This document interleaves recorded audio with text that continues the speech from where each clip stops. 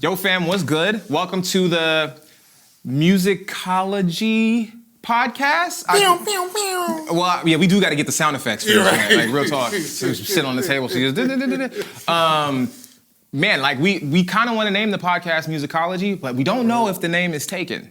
So that's what it's called tentatively until someone sends us a cease and desist letter. But if they don't do that, then this is what the name of the podcast is. But just in case that name is taken, like, feel free to let us know what you think the podcast should be called. So, with that being said, you guys know me. I'm your boy. Well, maybe you don't know me. Like, I know, but it's not like everybody knows me. I am Damani, the founder of DrumTrax, and I'm gonna let these guys introduce themselves. Side note, before they do, I'm not gonna be on this podcast all the time. There's really somebody else named Courtney that's gonna be on this podcast who you guys have seen him. If you haven't, he's on the channel. He's taught a lesson or two so far on the channel, but I'm filling in for him today.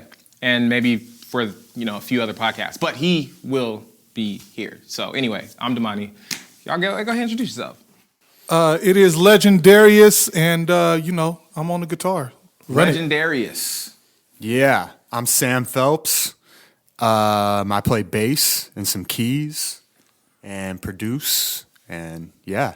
I don't like that. Okay, run mine back. My name is Darius Upshaw. I play guitar, and I play bass, and I'm trying to play drums. That's why I got the DrumTrax app. Because he did the real name, and then you did the nickname. So I was like, I don't know which one I should do. I mean, yeah, it's all good. People think my name is a nickname, though, because my name is Damani Rhodes. Right, and I actually right. play piano. Yeah. And people be like, is that your stage name? Right. Nah, it's kind of been my real name my whole life. It's just the way it works. Yeah, I'm Sam B3. What's up? That actually sounds kind of dope. Sam I B3. kind of like that, actually. New nickname alert. All right. Darius Fender? No, it don't work. Yeah, I don't know. Yeah, I don't know, man. But anyway,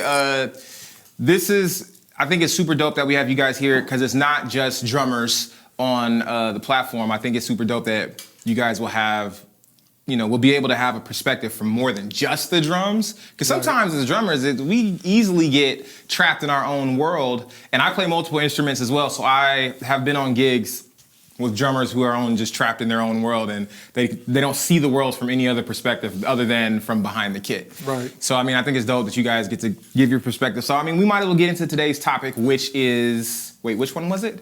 We're going to run the musical influences. Musical influences. And why it's important to have influences and be influenced. Man. At the end of the day, I feel like even someone who doesn't recognize they have a musical influence has musical influences. At the end of the day, it's like you did not just come up with music from never hearing anything ever. You didn't just wake up like, I got all this in my soul. Just out of nowhere. I've never knew music existed, and all of a sudden, right? No, we all have heard things that have shaped, us into who we are, man. So what's your influence, Darius? Man, it's all over the place. The main guitar people that I listened to coming up were Wes Montgomery and Pat Metheny. Was it just them playing, or was it like their music in general? It was a little bit of both, but influence isn't a thing that you necessarily think about, Exactly what it is. Yeah, until much later in life. So, retrospectively, I was listening to, Leonard Skinner, James Taylor. I was listening to a lot of old bossa nova records that my grandmother had around. I was listening to Wes and Pat, like I said. Yeah. I was listening to E40, and I'm not talking about the E40 that y'all know. I'm talking about E40, because I grew up in Vallejo. So, so it was all over the place. Listening to Bobby Blue Band and B.B. King. I was all over the place. I listened to everything because I grew up in a household where music was lit. Pops had everything, and he played everything. And he even told a story. One of the first things that I tried to learn on guitar when I was 8, 9 years old was a couple of James Taylor records. And he was like, look at my little black son trying to learn James Taylor. This is nuts. Voice of an angel. Right. So, if you felt the music, if you felt it, you felt it. There's no denying that. But it did shape, and I noticed later, sometimes you write songs and then you come back and you're listening to some old stuff for nostalgia and you're like, that song that I wrote is that song almost note for note. I just hadn't heard it in 5 or 6 years.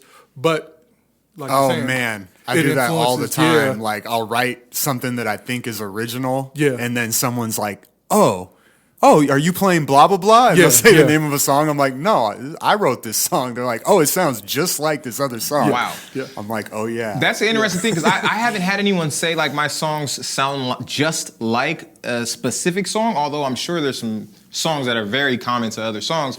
But people have come to me and told me that I sound like artists that I've never heard of. And so, but that doesn't mean that I wasn't influenced by that artist that they're talking about, even indirectly, right? Right, Because right, I could be listening to someone who listened to that person. Correct. And Exactly, somehow yeah. it came down the line and I got whatever that thing was, and someone was more closely related to the original source. Yeah.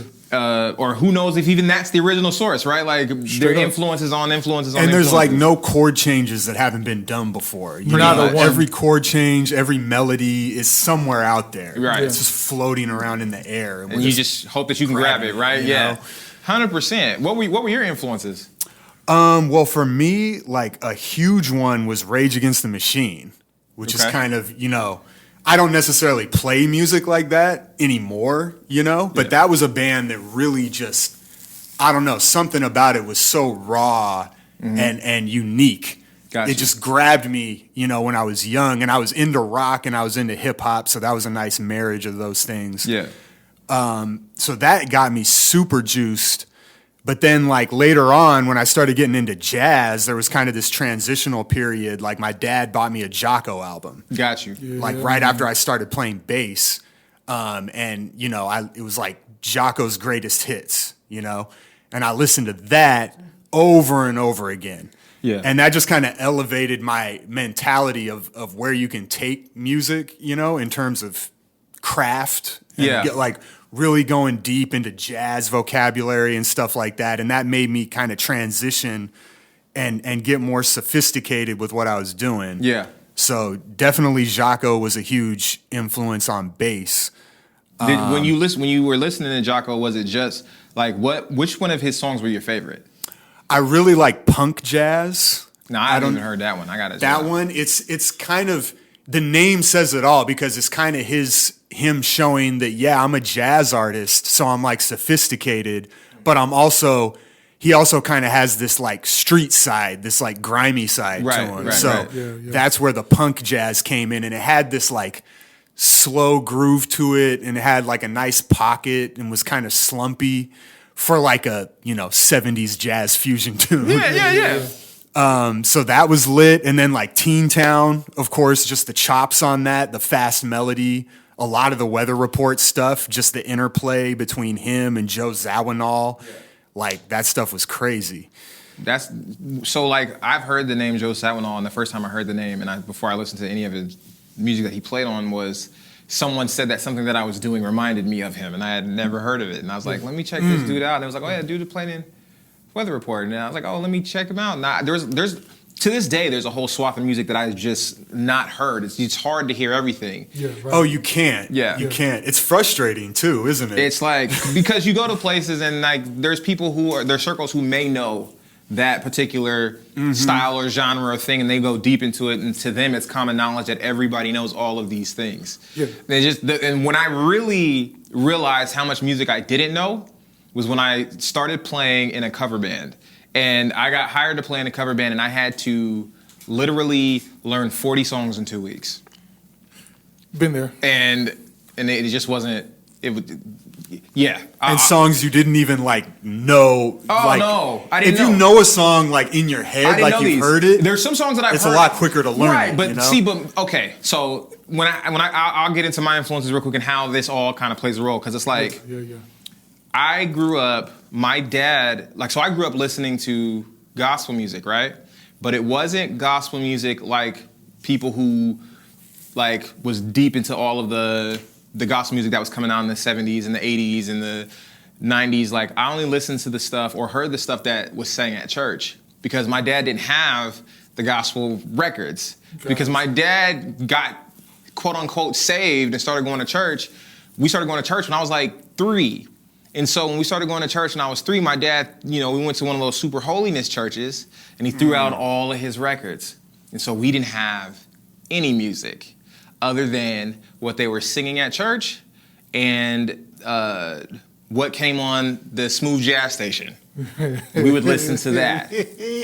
And so That's lit. Kenny G and yes. Kenny G and Jesus. Let's go. That was, but it wasn't even. But we didn't have any gospel records because my dad didn't grow You up in didn't even church. have gospel records. No, my dad didn't grow up in the church. He didn't know what gospel records were out. And who Yeah, was who. Right. My dad grew up not in the church. I'll say that. Yeah. And so it was just like, okay. So at church they would sing songs. At church we would learn the songs that they were singing, of course, because they sang them all the time. And I remember when I got grown, or even when I was like 16, 17, and I would hear a song that my church, the choir used to sing, and be like, why is this song familiar? Then I would be like, oh, my church sings this song, but the music doesn't sound anything like what it was doing at my church. And then I realized, oh, we're not good. The recordings sound way better, and this is how the song actually goes, right? Yeah. So, okay, fast forward, I'm playing my first cover band gig. I have 40 songs to learn, and I No, two of them. yeah. I mean, I've heard them in passing on the 94.7 KSSJ or on 104.3 The Breeze, but like, other than that, we used to sneak and listen to like hip hop and stuff growing up, so we did listen to hip hop, me and my brother. But when I was and this is where my influences come in, so a lot of my influences were gospel. The one record that changed my life was the Kimberell Live in Concert album. That was I've the heard good first. things. That was the. Oh, you haven't heard the project? No, I haven't. Yo, you got to hear it. And think of it like Sput's playing on it. Okay. It's Sput and Oh, Calvin wow. Rogers. Oh, for what? Live in concert. Maurice Fitzgerald on bass. And I didn't know who any of these guys were at the time. Somebody dubbed a tape and gave me this recording. It changed my life. When I heard this. Hold on. A tape is a thing that we used to listen to back in. Okay, go ahead. He meant literally a tape. I used my dad's Walkman to listen to it. That's such an ancient statement, bro. Let's go. And so when I listened to the record, I couldn't believe what I was hearing. Yeah. And music was never the same for me. It was like from now on it's to the moon. That's just what it is. Because they were wild on that record. Then after that, that same person who gave me that tape also dubbed another gospel record later called "You Could Tell the Devil I'm Back" by Bishop Larry Trotter.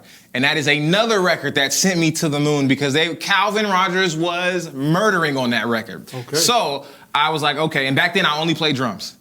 And so those were the things. Okay, and this is where I got my world opened up a little bit with drummers. When I was a senior in high school, I got to be a TA for one period, right? Yeah. And so I was a TA in a class called NovaNet, which was basically just for the kids who may have failed a class and they needed to make something up, and they do it on the computer. And so I was a TA. I didn't have anything to do, but we had a computer in the class, and so I got to get on the internet as slow as it was, and drummerworld.com just became a thing. And so I'm on my senior year in high school looking at drummerworld.com, and now for the first time I'm seeing drummers like Carter Buford. I'm seeing drummers, I'm seeing Victor Wooten also on there because they played together. Right. I'm seeing John Blackwell, Nathaniel Townsley, a drummer that no one ever talks about anymore named Akira Jimbo. Akira Jimbo. Yeah. That's a throwback. The first time I ever saw, what's his name? He's super fast hands and he plays double bass. I can see his face, but his name is escaping me. But it was hundreds of drummers that I hadn't seen. I'm seeing drummers, video clips from Billy Cobham. I'm seeing video clips from Dennis Chambers playing with a big band. I'm seeing videos of all of these. So every day, I would go in this class and just watch video after video after video, and it was just blowing my mind what was out there, and I had no idea. But as far as when it comes to like jazz, because a lot of musicians out here, they know me like, oh, Damani plays like this jazz fusion thing, right? Bro, I hated jazz when I was coming up. I hated jazz when I was coming up. I went to a jazz camp when I was 13. Which one? It's in La Honda, in the Bay Area. So it's like La Honda's like on the east. Like if you know where Redwood City is? Yeah. It's west of Redwood City. Okay, out there. In like the hills and the mountain, in the woods out there. Okay. Yeah. And so all the hippies live out there. So I didn't know that, right? I'm 13. Yeah. And you're right though. And so we were in the middle of nowhere. There was no electricity, right? Except for, at least not in our cabins. And I was 13 and everyone else was grown. There was no other person under 18 there, but I was there. And they told me in one of the drum classes, because I was really interested in music. I was taking steel drums. I did the drum classes. I used to touch the pianos and play around on there before I even knew what I was doing. And they had performances every night, which was super dope. And the food was good. But I hated jazz because in one of the classes, the jazz teacher who was playing, when I think back of it, he was actually ridiculous on the drums, but he told me not to play my kick drum. He's like, yo, no, don't play your kick drum. Just, the ride cymbal and your hi-hat. Like, that's what's keeping the main time. But all I know about music is church. Yeah. And we do heavy kick drums. And I said, if I can't play my kick drum, I don't want it. But jazz drummers play their kick drum all the time. I think that he was just trying to show me something on a beginner level, you know what I'm saying? Which I should have actually heeded, but I didn't. It just turned me off. I hated jazz. I thought it was just this ting, ting, ta, ting, ting, ta, ting music that was extremely boring, and I had no idea that this whole other world exists. Well, most 13-year-olds play it that way, so it was boring for you, I imagine. But yeah, man, so like the one thing that I would say influenced me, of course the heaviest is gospel music, because that's just what I grew up in. My first gig outside of playing, for Sunday night testimony service was playing gospel music in the Bay Area and stuff like that. So gospel music, then when I went to City College, that's when I actually started learning what jazz really was about, what it sounded like, and all the other stuff that was kind of out there. And Shout out to Reggie Graham, the God. Yeah, yep. Shout out to Reggie Graham.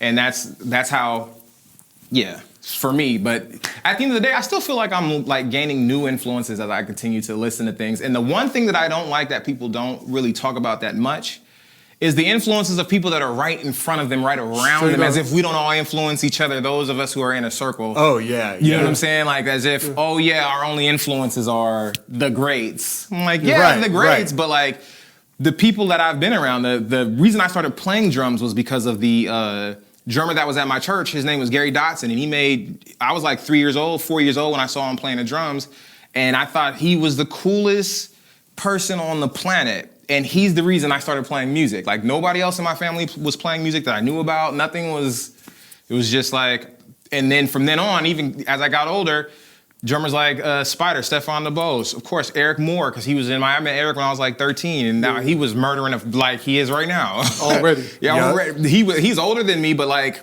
he was murdering, you know what I'm saying? And so it was just like, then I started seeing other musicians, keyboard players, bass players from the Bay Area, all the way, like, it just got ridiculous, so. Yeah, and I haven't had like a ton of teachers, but my peers have taught me so much, Period. Like, this guy, Javier Ramirez, the sax player. I don't know if you guys know him. He plays with Hip now. Okay. But he was in my high school jazz band. Yeah. And our teacher just did not know jazz. So we were just kind of didn't know what we were doing, basically, and didn't have any direction. But this guy, Javier, was transcribing John Coltrane's solo in Giant Steps when he was like 15. Wow. That's how driven he was. He could play the entire thing. And he basically pulled us, like me and the rhythm section, like the best guys in the rhythm section, aside and was just like, I want to start a jazz combo. And I had just started playing bass, Wow. And I was just like, I don't know what I'm doing. I think you need to find someone else. I don't know if I'm the guy for the job. And he's like, no, you're the only person at school that's capable of doing this right now. We're doing this. Sure. So next thing you know, I'm like swinging hard, playing Giant Steps, not knowing what I'm doing, but it was like it was a satisfying experience when I started to realize, I can do this, you know? And because I had this person that was the same age as me, but was just so driven in music that he was just like, we're doing this. I need someone to do this with me. I can't do this alone, That's wild. So, and the fact that you were thrown in the fire like that, though. Exactly. And the ability to learn and adapt in that type of situation is nuts. I mean, the fire is real. But, You got to get out of your comfort zone. Yeah. But you get better. So, I mean, at the end of the day, I would suggest anybody put themselves in a situation. I'm actually in one of those situations right now, believe it or not. Start playing recently with a guitar player named Henry Robinette. He's an OG guitar player. He's dope guitar player. And there's a saxophone player in the band named Jacob Manrakes. Oh, he's a monster. Yeah. Do I know Jacob? I know that dude. Bro. I don't know if I know Jacob. I feel like Jacob. Jacob. Oh, no, I don't know Jacob. Yeah, he's a beast, bro. It's just ridiculous. So I'm listening. I'm in rehearsal, and I'm playing keys in this band, right? Mm-hmm. And Jacob just finishes blazing his solo, and Henry looks at me and goes like, "Hey, you want to take one?" And I go, "Really?" After Jacob, I'm like, "You got to call me before Jacob, bro. Like, what is this? I'll warm it up a little bit. What are you trying to do for me? What are you trying to do to me?" But no, and his music is also it's very challenging because he's been writing music. Of course, he's older, but he's been writing music for a long time, and some of his chord progressions are just the chord progressions. If you just played the chords on their own, they're not like. You wouldn't think that things were coherent until you listen to the melody with it. Yeah. And that melody makes everything just make that just ties crazy sense. And I would just be like, if I just listened to this, I wouldn't have thought we just went through 3 keys in the last 8 bars, but we did. Mm-hmm. And the melody sounds sweet, but now you're asking me to improv through this. Yeah. And you want to record it, and you want to, okay, cool, I'm going to go practice. But that type of fire sometimes is definitely needed to push you towards the thing. That's the thing I think about influences that sometimes a lot of people don't do, and I'm doing more of it now. I didn't do it as much when I was younger, but I'm doing it now, is not just liking something, but like learn it. You know what I'm saying? Like the things that you actually really like about it. It makes sense. But the reason why we didn't do it when we were younger, because we had this philosophy, me and one of my other friends was like, but if we learn it, it'll take the magic. Part of not knowing what it is leaves the magic of it. But once you know exactly what it is, it's not as magical anymore. Right. But you still can't play it. Yeah, exactly. And if you're trying to be raw, then that's what you want to sound like. But kind of just part of being a musician. That's what we've sacrificed in a way. When we listen to music, we're always going to be picking it apart and thinking about what's happening theory-wise and stuff like that. We can't just... If you're just a fan, you can always just listen, and it's like you're just experiencing the magic. Right. You know, but as musicians, that's something we've had to sacrifice. We're going to analyze it. Yeah. That's just part of how our brain works at It this just depends point. on how long you want to hold out. Because there have been tunes and artists that I've listened to that I'm like, I'm not learning that.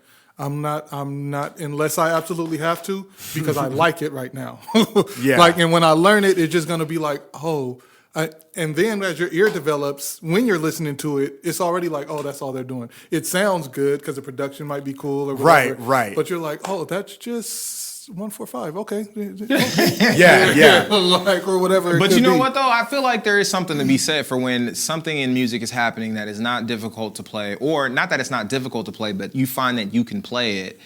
To be, even though like it may be easy or to you know, to play it, to be like, why is this thing that's so simple to me so magical still? Mm-hmm. What is it about this that makes it insane to where if I didn't analyze it, I was so intrigued, right?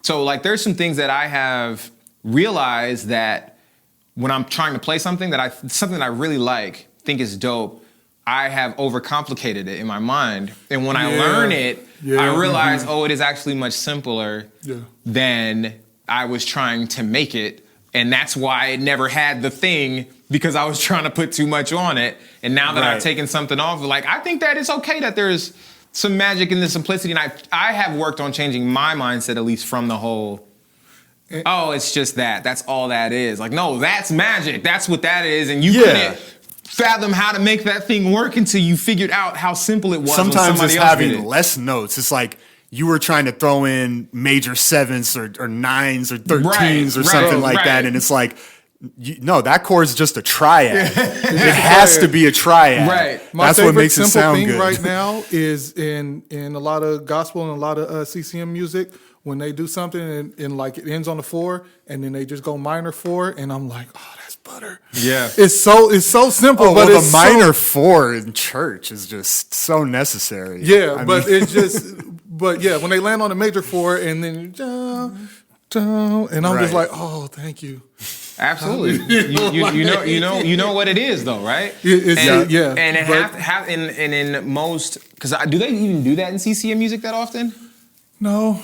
Okay, because I was wondering in my mind. No. I was like, there's 2 songs that do it, and we've played both of them. Oh, okay. That's special for CCM. That's like that extra song. Because that CCM's like 1 6 4 5. Yeah. But that 4 has a minor 6 chord.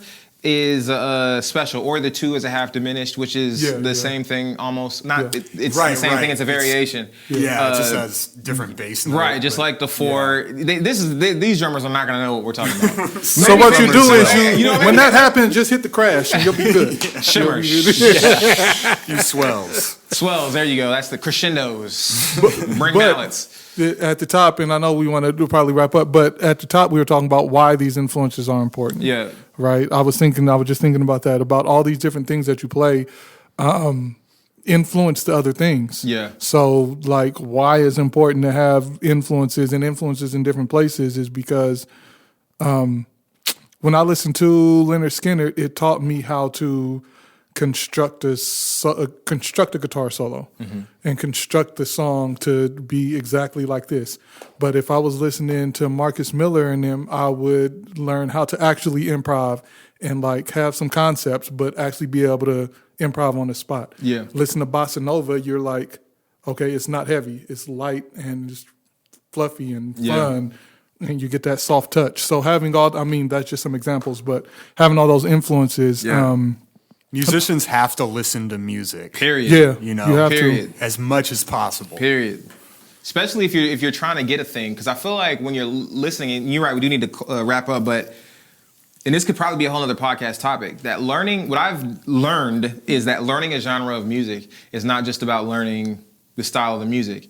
It's also about understanding and learning the cultural context of the music. Yes. And learning the history of the music and where it comes from. Because even like I grew up in church, right? But I didn't have a huge history of gospel music because my dad we didn't have the music and all that stuff. But when I got grown and started playing in church, one of the things that I realized was there's a whole catalog of stuff that I don't know that is what has brought us to where we are, and the reason why we do the things, and why the guys who are making better musical choices than I am are making them is because they have this whole foundation to stand on that I ain't never heard. Like, I don't know why you decided to do that right there and why it works so well. It's because there's been 3 generations of musicians who figured it out. Then now you get that foundation, you know what I'm saying? You have the benefit of that. Right, and one of the things that a musician told me when I was like, yo, I'm trying to get this thing, he was like, oh, just be around.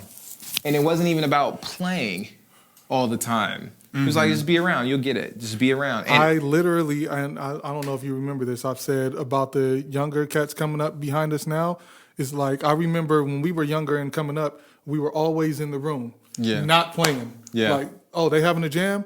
I'm in there.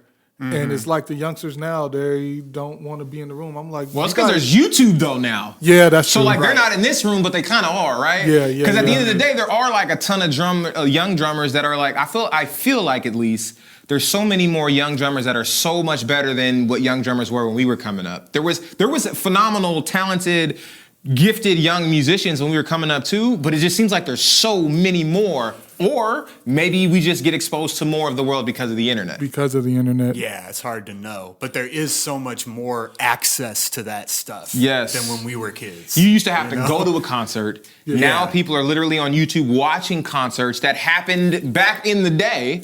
Yeah, bruh, it's nuts. Yeah. You guys are lucky. You kids are daggone lucky. Like imagine, and I'm gonna just throw this anecdote out there. CDs. Yeah. Bro, y'all can just pull something up on Apple Music, Spotify, YouTube, whatever. And it doesn't skip when you're practicing. We used to have to go to the record store, which hours might close at 5. We have to go to the record store, buy the record, come back to, a CD, come back to the house, unwrap this thing that took 10 minutes to unwrap because they put 1,000 stickers on it, and then put it in the player.